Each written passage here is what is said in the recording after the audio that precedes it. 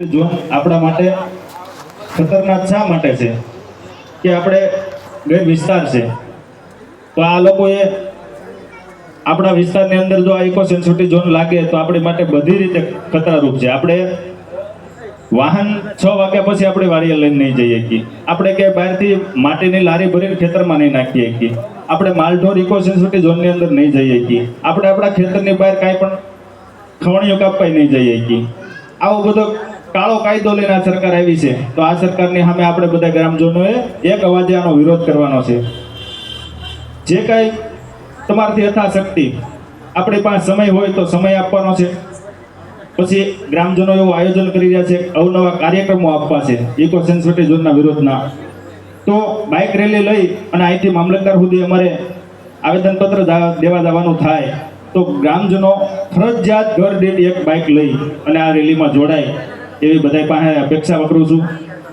કે કોઈ મારો કે કોઈ સરપંચશ્રીનો આ કોઈ 1-2 વ્યક્તિનો 5 વ્યક્તિનો પ્રશ્ન નથી.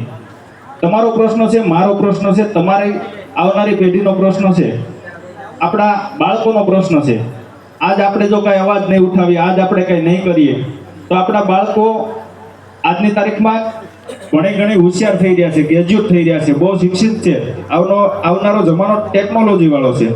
તો આપણા બાળકો આપણને હાજર હશું તોય ભલે અને વિહાઈ જઈશું ને તોય ગાળું દે જો આ કાયદામાં આપણે લડત નહીં આપીએ તો.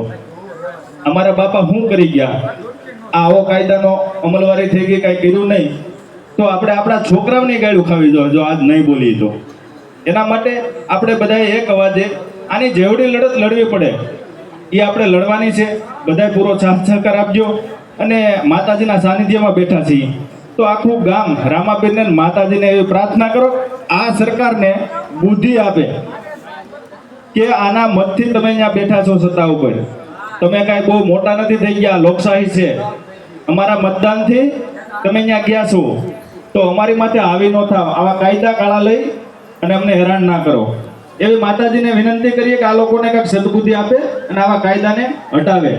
જ્યાં સુધી ઇકો સેન્સિટિવ ઝોનનો કાયદો નહીં હટાવે ત્યાં સુધી આપણે એક જ અવાજે વિરોધ કરવાનો છે.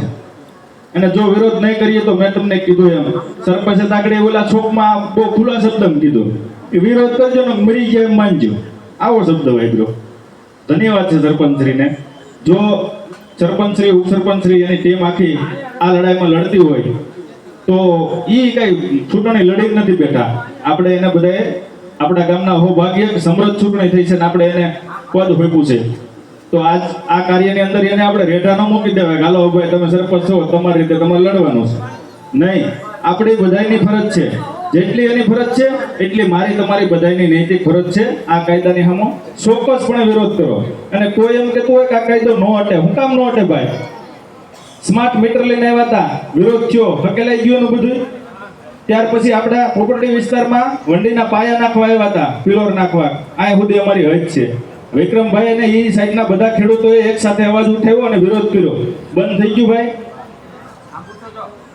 જમ્મુ કાશ્મીરની અંદર આગળ વિક્રમભાઈ વાત કરી 370 હટી જાય, એ પ્લસ હટી જાય તો આ ઇકો સેન્સિટિવ ઝોન નો હટે સરકારથી.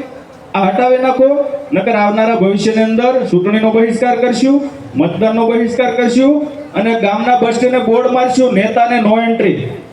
કોઈ પણ નેતાને નો એન્ટ્રી. અહીંયા પક્ષની વાત કરવા હું નથી આવ્યો, ભાજપ કોંગ્રેસ જે કાંઈ હોય બધા એક અવાજે આ કાયદાનો વિરોધ કરવાનો છે, કરવાનો છે, કરવાનો છે. આમાં કોઈ પક્ષ નથી, કોઈ સમાજ નથી, કોઈ જ્ઞાતિ નથી. મારું ગામ મારી ફરજ. ઇકો સેન્સિટિવ ઝોન હટાવો અને ગામડું બચાવો, આ સૂત્ર સાથે આપણે બધાને હાલવું છે. જય માતાજી. તમારો કિંમતી સમય લીધો તે બદલ માફી ચાહું છું.